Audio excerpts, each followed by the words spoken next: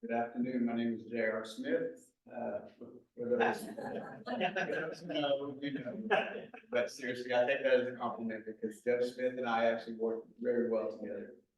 Very Kyle, and appreciate what we've done so far. Please excuse me for at times having to read my script. I'm in a lot of pain since yesterday, trying to give birth to a kidney stone. So hopefully today that's going to pass. Yeah, but let's talk about one of the duties of being a judge, something that really hasn't come up in any of the forums. That is the justice of this peace, having to perform inquests. It's going to get real in the next few minutes because these duties of an inquest is a majority of the work that a JP does here in Precinct 2. But quick question for everybody here. By show of hands and without having learned it from watching CSI, how many people in this room can tell if someone died from suicide, natural causes, or a homicide? Okay. Did you know that's something that JP actually has to do in their job? A few weeks ago, one of my opponents was on a local radio show and he agreed with the host that JP's duties at a death scene is declaring someone dead. That is far from the actual duties. As the justice of the peace, we are required to determine the manner and cause of a death. Here's where it gets real. Performing an inquest requires a judge with knowledge and experience in death investigation. It requires someone that is not grossed out by putrid smells, seeing various stages of a dead body, blood, or body parts. The inquest entails examining the body, searching the room, crash scene, or the area for evidence, looking for medication or drugs, speaking to doctors, and interviewing families and friends. Yes, a JP does all of these tasks. These are special skills that are required, and I'm the only candidate that has this experience. I bring over 10 years of law enforcement experience, including advanced training in death investigations. JPs have to sign a death certificate stating the manner and cause of death. So for a wife, for a husband, for grandparents, for a father and mother, we owe it to all family to have a JP that knows the duties of an inquest and is going to have the correct cause of death on the death certificate. I would like to take the final seconds to announce 4 endorsements that I've recently had or received. These are people who are well known in the community and have actually known me for more than 1 or 2 years. They know my morals, they know the type of work that I do, they know my work ethic, and my dedication to public service and to the community. Hayes County Constables David Peterson and Michael Torres have both endorsed me.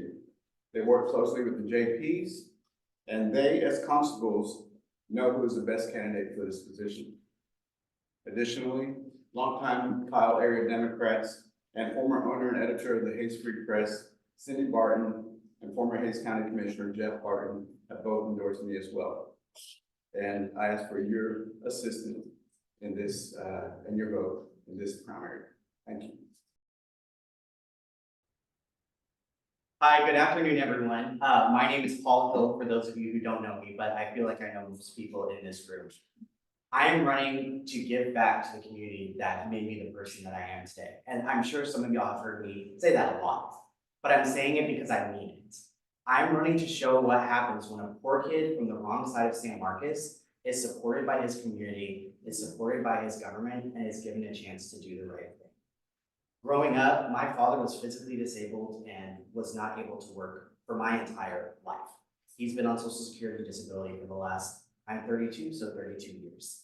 My mom worked in the bakery at HEB, and she also was a janitor after that.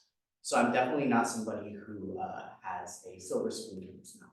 But because we were taken care of by our community, whether that was through the generosity of our church members, whether that was from food stamps or people who helped us out when we were functionally homeless for 3 months, I was able to go to college, I was able to graduate law school, and I was able to become the first lawyer in my family. And I have spent my entire career trying to pay that back and trying to pay that full. My first job out of law school was working for Texas Rio Grande Legal Aid in Corpus Christi, Texas. And I was a family law attorney there, and I represented exclusively people who had experienced domestic violence and sexual assault. And I did custody cases and divorces for them. From there, I moved on to being a criminal prosecutor and a CPS prosecutor. And regarding having the stomach for this job, within my first week of being a prosecutor, the elected county attorney took me to a conference, and she told me I was going there to learn more about the job. And it was forensic investigations for deaths of children. So while I have not done an inquest, I have definitely seen the subject matter. And as a CPS attorney for over 2 years, I have seen some horrible things, but I've also seen some great things. I have seen families reunite, and I have seen the good that can happen when the government works as well. And I'm running to be that good part. I love Kyle. I grew up in San Marcos. I left for a couple years to start my legal career. And when it became time to settle down and decide where my home was going to be, I chose here. My partner and I have lived here for over 2 years, but it's not like I came from the middle of nowhere, right? I am from San Marcos, right down the road. Both of my parents still live there, and I see them all the time. And every day I am so happy that I chose this community to be my home, and I'm not going anywhere. When this court opens, I am the right person to run this courtroom. And while I don't necessarily agree that inquests are more than half the job, I do agree that they're an important part of the job. And I can do that, and I can also run that courtroom with all of my experience, and I would appreciate your support if you'll give it. Thank you. Good afternoon, and thank you for having me here, allowing me to explain as to what it is that I do, working for the justice courts in San Marcos.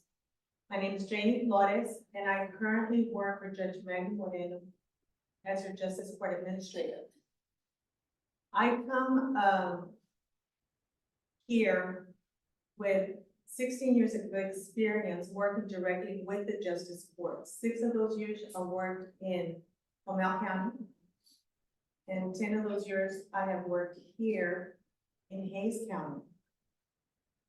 Being a justice court administrator for the judge and the clerks that I work with, I think are truly the backbone of making everything possible for the judge to do her job. I have seen a lot of the work that my judges have done. I have worked alongside 3 different judges through my years of working in Hays County. I also had the opportunity to work with the county clerk's office, which afforded me the opportunity to work alongside 2 county court of law judges. I feel that it is important every single aspect that the judges do, which is, as Judge Mendoza mentioned, is inquest. It also includes working criminal cases, eviction, civil cases, administrative cases. And we are all part of making sure that the dockets are set, that all the paperwork is in order for the judge to be able to do her job. I feel this experience has made me qualified to be the next judge for Justice of the Peace Precinct 2, Place 2 here in Ohio. I want to be able to build a firm foundation for the current residents and the future residents of Ohio, as well as for any future judge that will be coming in to that position eventually. Thank you for your time. Hello, everyone. Thank you for having me. My name is Amanda Calvert. I just want to take a quick second to say hello to my neighbors, Jim and Rosemary, who I know are watching via Zoom. So, hey, you guys. Sure, Steve, like for a little more specific. A little bit about me. I am an employee at the Hays County District Attorney's Office. I've been felony lead supervisor there for 10, almost 11 years. I started working there in 2013, originally hired under then District Attorney Sherry Tibby. Prior to that, I was a student at Texas State University, where I received my bachelor's degree in political science and my minor in sociology. After that, to continue my legal education, I went on and attended their graduate program for legal studies. I've lived and served in this community for quite some time. I was an advocate at the Hayes Caldwell Women's Center. I volunteered with the Seed Lead Mentorship Program for students who have parents who are incarcerated.